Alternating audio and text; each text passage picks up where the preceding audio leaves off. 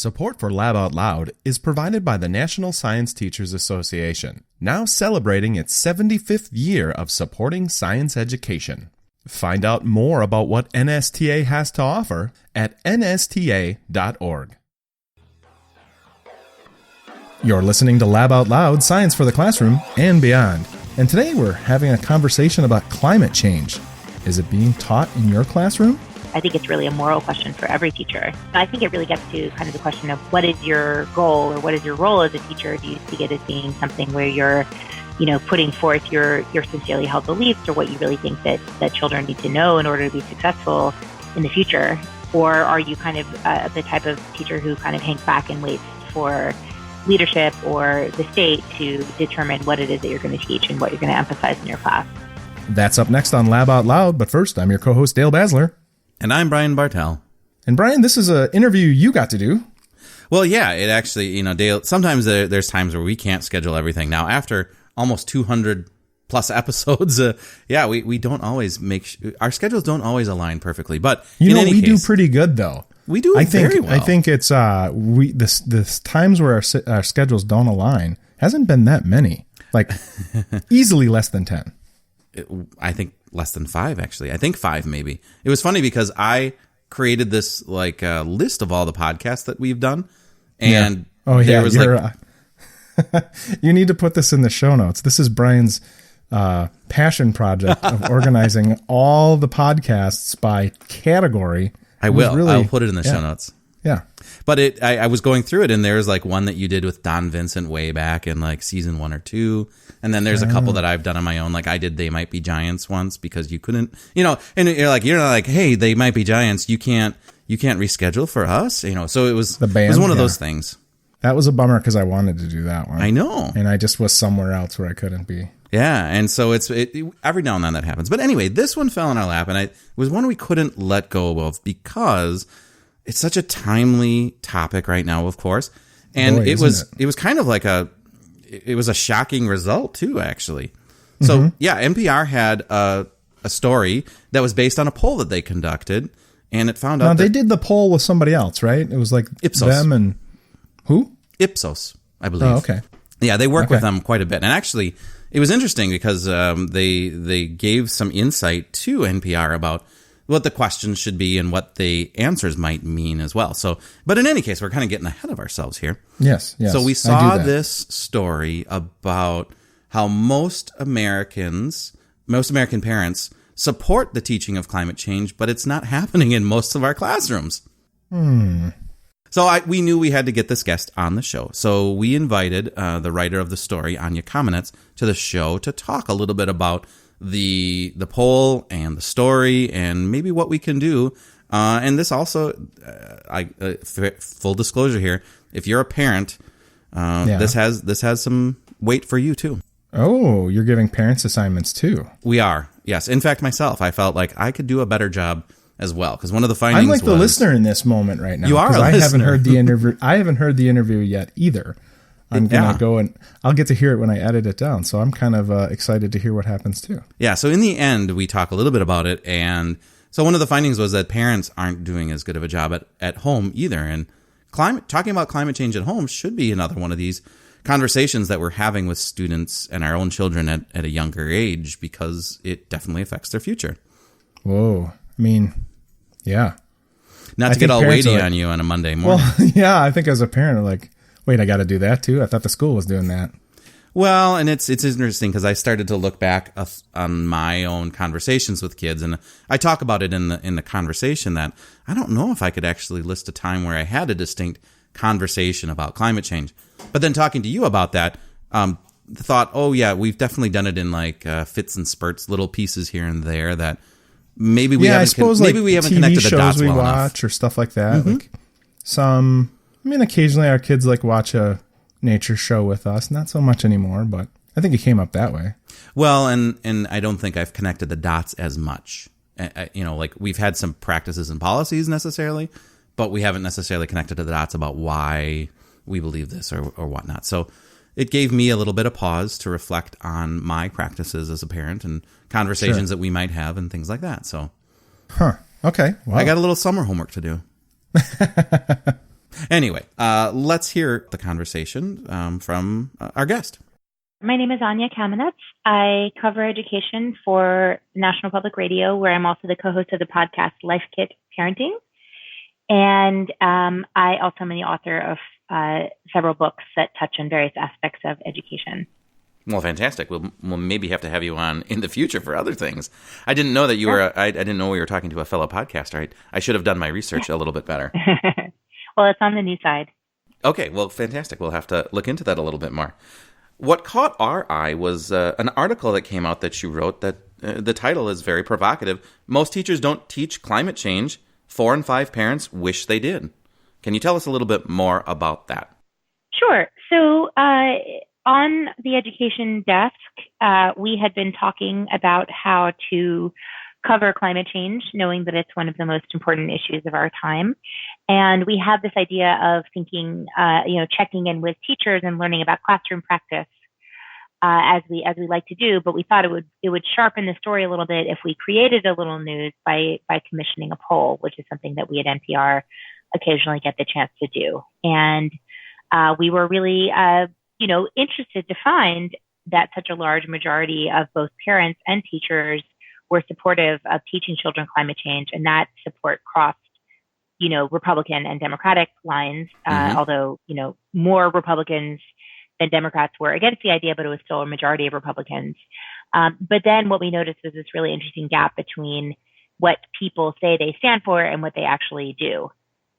So one of the things that struck me is, of course, you mentioned the disparity between political divides, and not really a disparity for the most part. But did you do any questioning about geographic divides? Were there certain areas of the country that, were more prone to say yes or no, this is happening? Interestingly, the differences there weren't as big. We did look at sort of geographic zones of the country, as well as looking at states by their current state standards. And we didn't find any trends that were actually strong enough to pull out. But anecdotally, by talking to teachers in different regions, we did find that there are places that are a little bit more difficult to teach climate change. I spoke specifically to a teacher in rural Missouri, and it's an agricultural area where she felt like, she surveys her students, and she found that, between a quarter and a third of them in a given year don't believe in climate change when they come into her class. And then similarly, we had a member station reporter did a story on Alaska where a lot of parents work in the fossil fuel industry. And so there was a great deal of sort of cognitive dissonance with Alaska really facing a lot of immediate effects of climate change, but then again, it being a very sensitive subject to talk about. Absolutely, right in your backyard, so to speak. And you had a point in here where you said most states have classroom standards that at least mention human-caused climate change. So what does that exactly mean when you looked into that?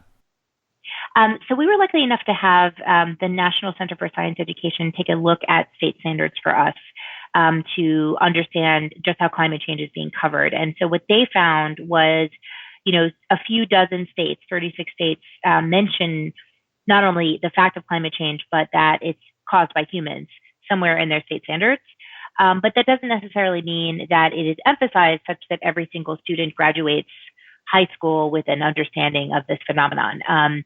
The most common places that it popped up were in, middle school earth science, as well as high school earth or environmental science. But, it may be part of the regular progression in middle school, but it's only required for graduation from high school in 2 states. So there are a lot of places where it may be in the standards or not be covered. There's also other places where it may be covered but not be in the standards.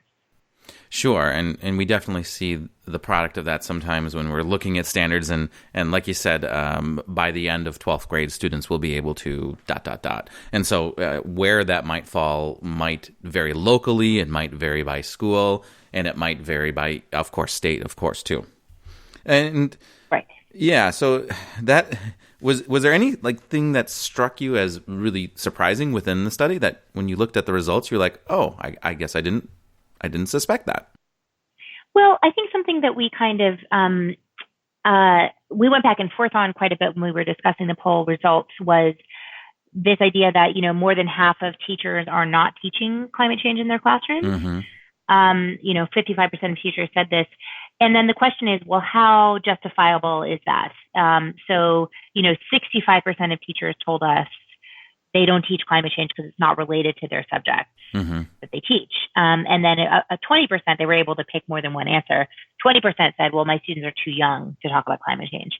But that was really, the pollsters from Ipsos were really helpful in kind of helping us understand that those reasons might be more like rationalizations by the fact that teachers that don't teach climate change had a lot of attitudinal differences from teachers that do cover climate change in their classroom. So they feel less confident teaching it. They are, less likely to believe in it in the first place. And then the other thing that kind of complicates that picture a little bit is the fact that we did affirmatively find examples of teachers who do find ways to cover climate change at every level, from preschool through high school, and in almost any subject. So, certainly in elementary school, if you have one teacher for the whole class, then, they have the opportunity to introduce climate change. We had a couple of teachers who said, I follow an inquiry-based process, or I let students pick their own subjects for like research projects or presentations, and climate change comes up because it's just connected to so many different things that we might study.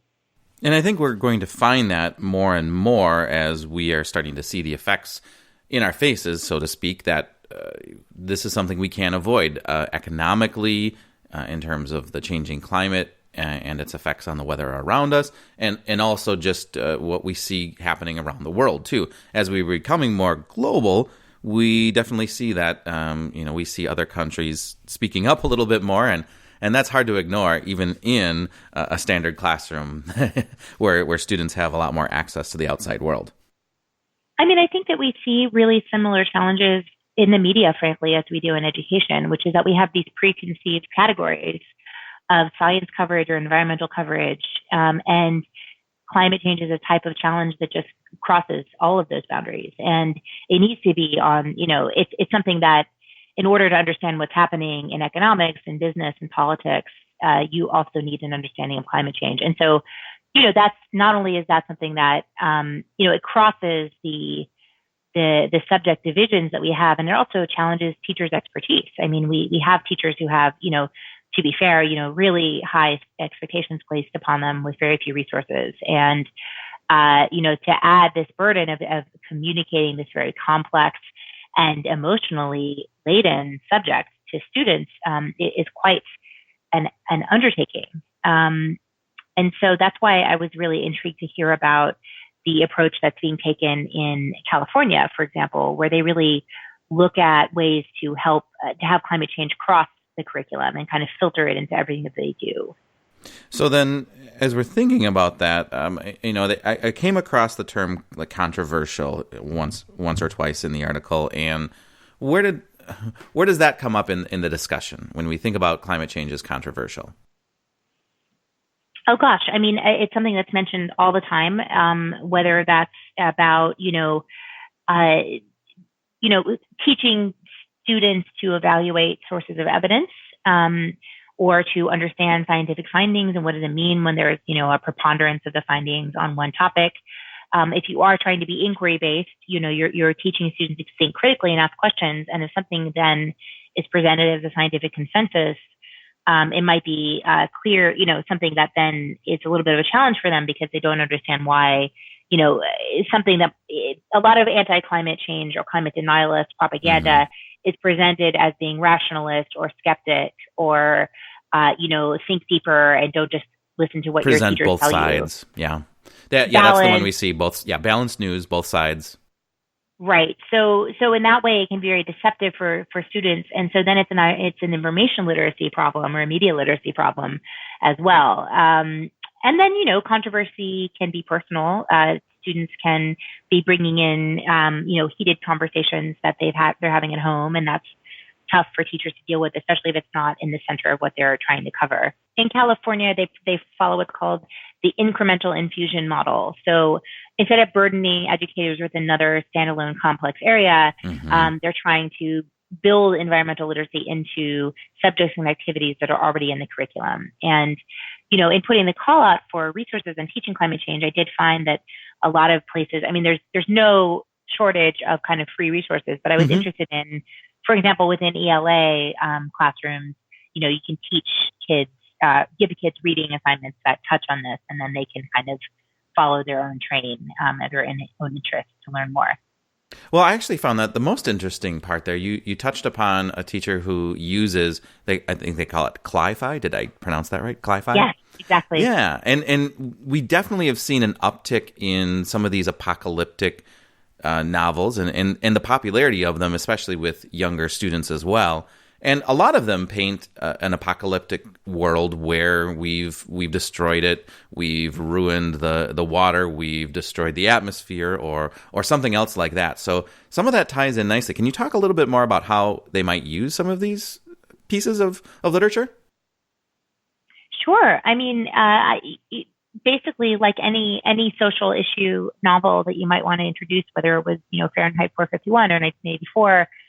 These books kind of get students reflecting on systems and systems in society, and then personal choice and freedom within those systems.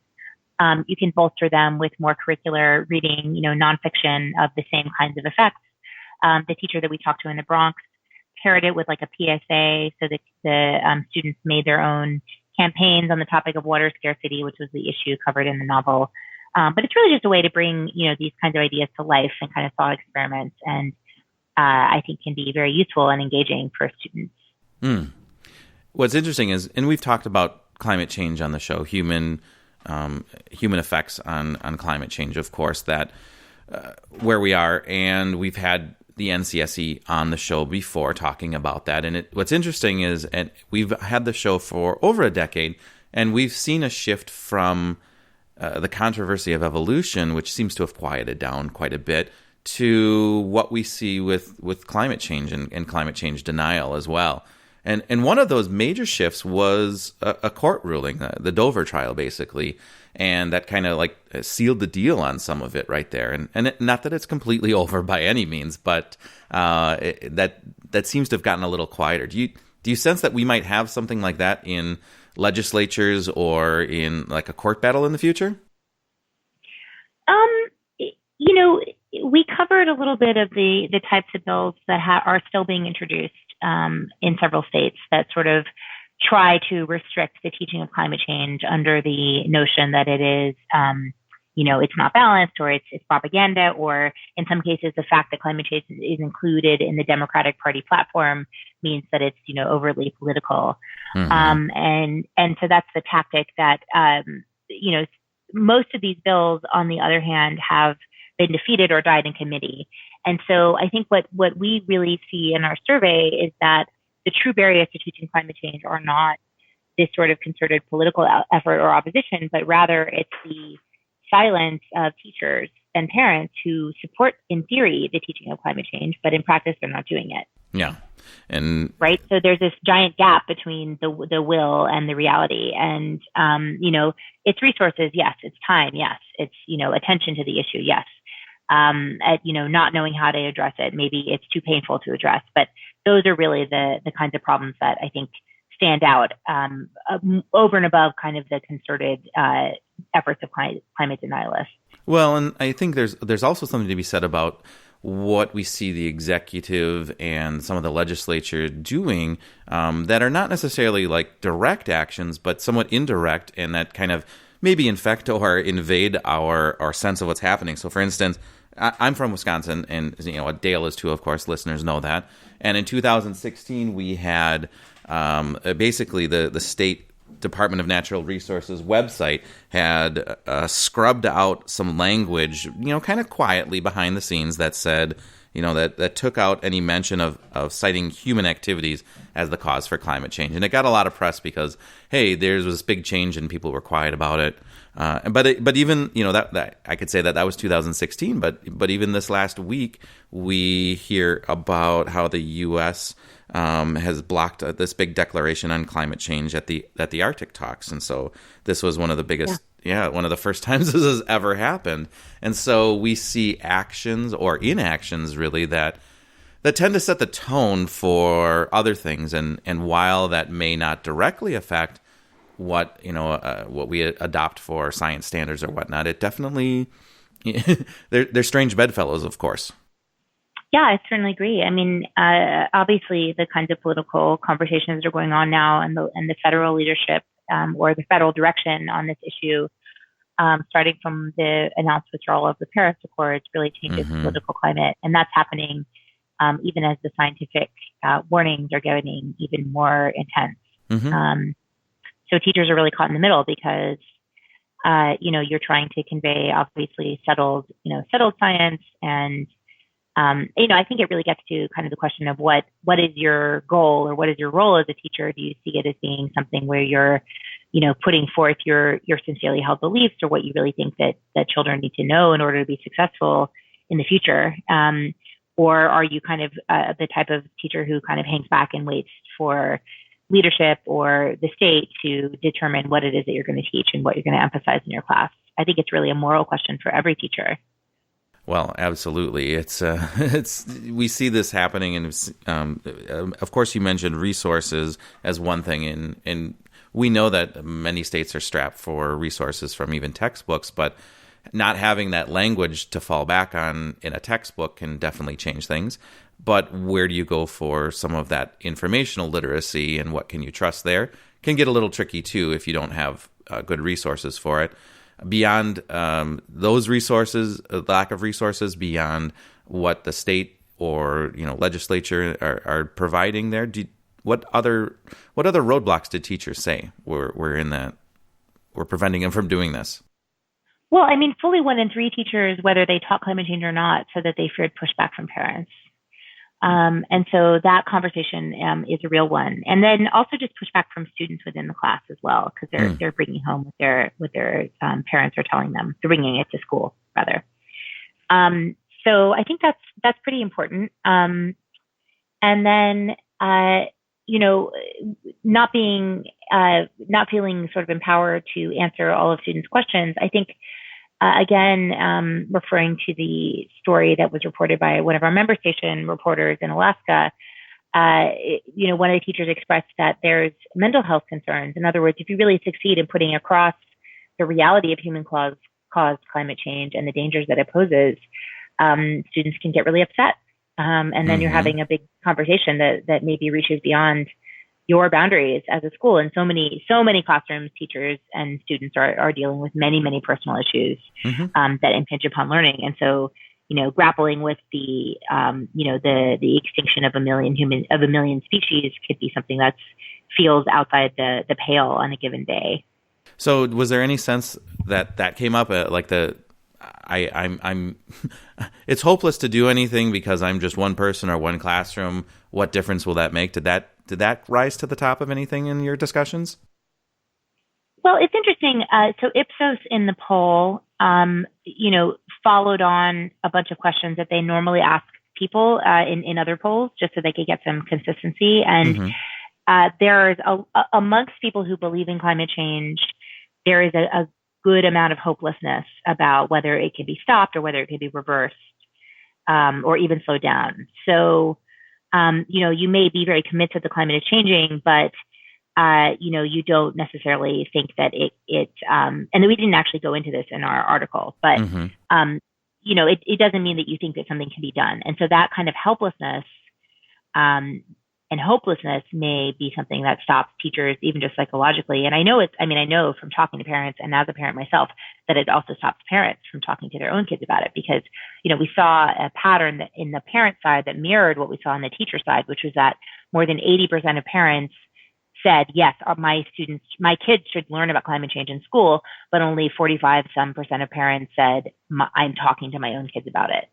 I thought that, and I actually felt guilty about that because I'm trying to think of where I'm a science teacher. We've talked about climate change on the show, and I'm trying to think in my head when I've addressed that with my own children too, and I couldn't necessarily think about that. I think I would have had to say no, I haven't. And while they're still pretty young, when do you start for that? And so that might be one of those things that we'll start to see changing a little bit. But it was good to see, of course, that, as you mentioned, some of the fears might be worrying about what parents think, but at the same time, you see a majority of parents in support of this and that they want to see more of it is really what I would take away from that. I think that's exactly right. And I think it might be a situation where there's a little bit of a standoff, but you can break the silence. And that's what we kind of hope would happen with this poll, that, we got a lot of teachers responding and a lot of organizations stepped up and said, hey, we are providing resources. We do want teachers to talk about this. And a lot of teachers shared their, really impressive best practices in bringing this home to kids. And honestly, I mean, if you're a teacher who wants to spark students' engagement and their curiosity, there's just so much that this topic offers to students. It offers them a chance to get directly involved, to get civically engaged, to do labs and kind of reproduce the effects of climate change in a microcosm, to do citizen science and to raise awareness of the local species in your immediate environment, to talk about environmental racism issues and environmental justice issues, and connect the future of the planet to the future of oppressed populations. And so there's a lot to go on once you get started. It's intriguing because over the last few years, we have seen a growth in some topics like project-based learning and doing, very much like community-based learning projects, as well as some of those things where you can do some citizen science things. And that's a hugely empowering change that we're seeing, I think, in a lot of science classes and beyond as well. And we also, at the same time, have devices that can do some measurements and reach out in ways that we never had before. Now, coincidentally, of course, not coincidentally, those devices are probably one of the main causes of some of that too, but we'll just forget about that piece. We want to make sure that, remember, these devices can have these students reach out and search for some of these things. And we're seeing even products that are coming out on the market to encourage and allow for this as well. One of the vendors at the NSTA conference called Pocket Lab has a new product out called Pocket Lab Air, and that is distinctly made for measuring pollution in the world around you. And that can, while not necessarily get you measuring climate change, can be a springboard or can be a way for students to jump off and start that learning in other directions as well. Certainly, absolutely. I mean, there's never been a better time, I think, to be an innovative and student-centered teacher.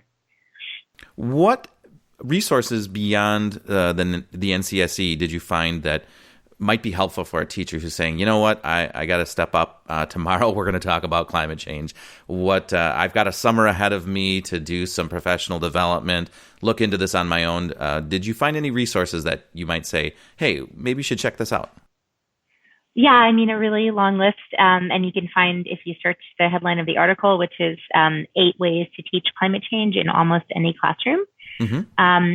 But, some of the top places that were named by teachers that we heard from were NASA, the Earth Science Week. There's a number of different films, of course, on the topic, and most of them have associated action pages and curricula, like Before the Flood and Inconvenient Truth. Adventure Scientist is a resource for citizen science. And there's the Alliance for Climate Education.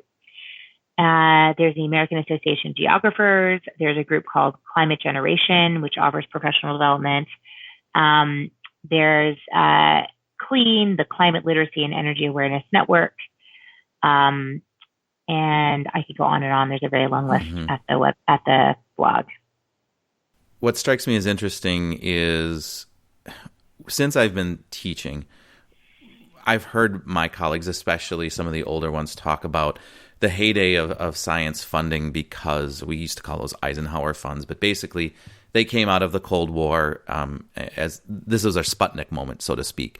And we were so dismayed, of course, that Russia had launched Sputnik, and we were worried about American science and leadership falling behind there. And so as a consequence, we found a huge investment of time, money, professional development, training for science that kind of changed quite a lot of things around. And this might, I think once we get kind of over some of our political angst about this, it feels like maybe this could be one of our Sputnik moments here to rally behind and do something about it.